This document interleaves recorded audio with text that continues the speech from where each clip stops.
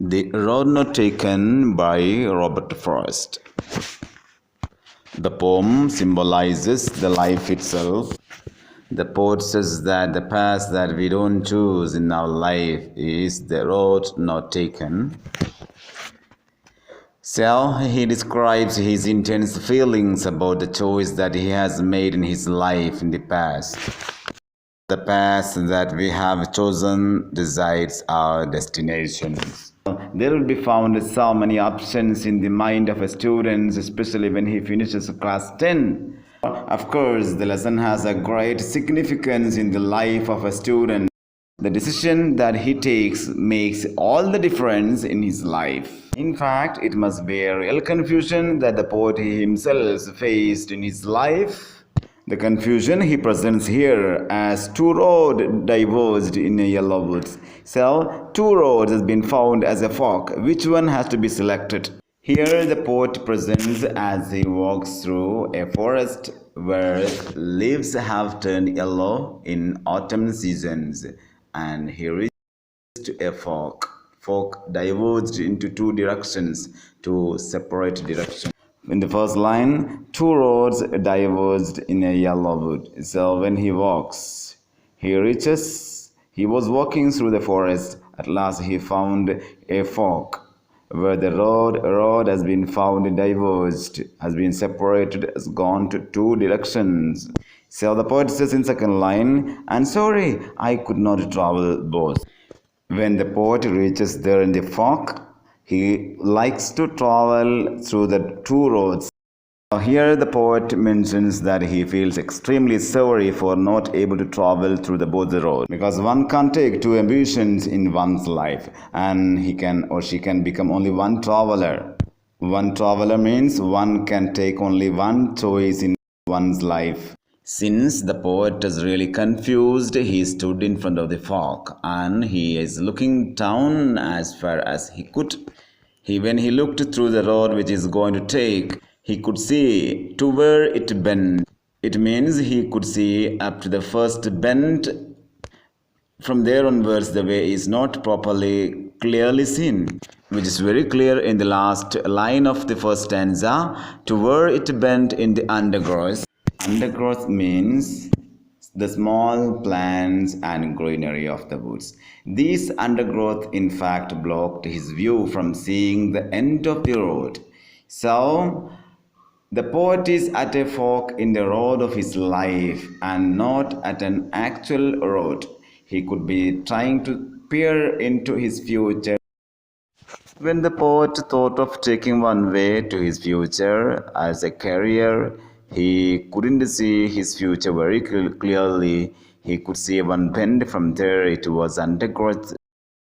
So the poet says about the road that he has taken for his future in the second stanza very clearly. He says the road is just as fair. It's not fairer, it is just fair only. It is not just fair, it is just as fair. And second line he says, and having perhaps the better claims, perhaps only, perhaps the road he has taken, it is perhaps it will be better. And the third line of the second stanza, the poet exactly says the reason of his selection. He says it was grassy and wanted wear. So it is, the way is little grassy and no one has just walked through this way. So I can select the way which is not taken much by the people. So I wanted where I wanted to take this way. I wanted to travel this way which is grassy, which is not walked or used by people, which means the way is not trodden by people. The poet is really confused about the way that he has selected. That's why he say, thou as for that the passing there, just passing through the way that he has selected. When he think of passing the way that he has selected, now he feels had won some really about the same. He feels now the previous way that he had left out, both he feels same now. The poet brings here the picture of a morning in the third stanza, and he says, and both that morning equally lay in leaves, no step had trodden black. The poet had thought already in the second stanza to take a way which was found grassy. So he wanted where, so he wanted to take that way which is not trodden, which is not walked by people. But now, when he comes in the morning, he could see both the ways found equally. In leaves, no one had walked both the ways, so the leaves found on the both the ways had not been crushed by the people's walking steps. So now the poet feels again confusion.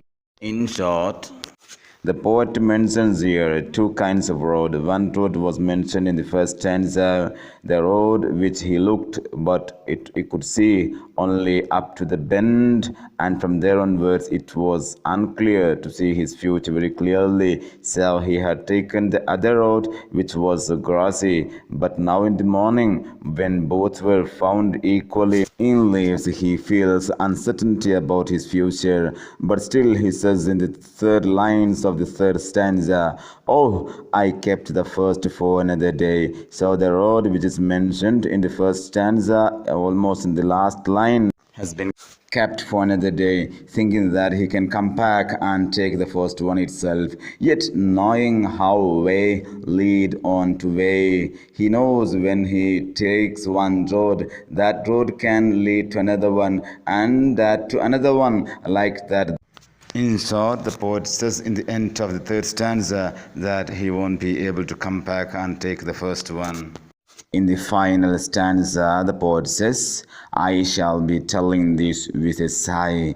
So here we jumps many years. Here the poet presents this stanza as he presents after many years, and he recollects the way or the confusion that he had felt in his childhood days to select a way about his future, and recollects with a sigh. Sigh means taking long breath. So a person may take long breath when his decision is utter failure or completely successful also. He recollects after many ages, somewhere ages and ages hence.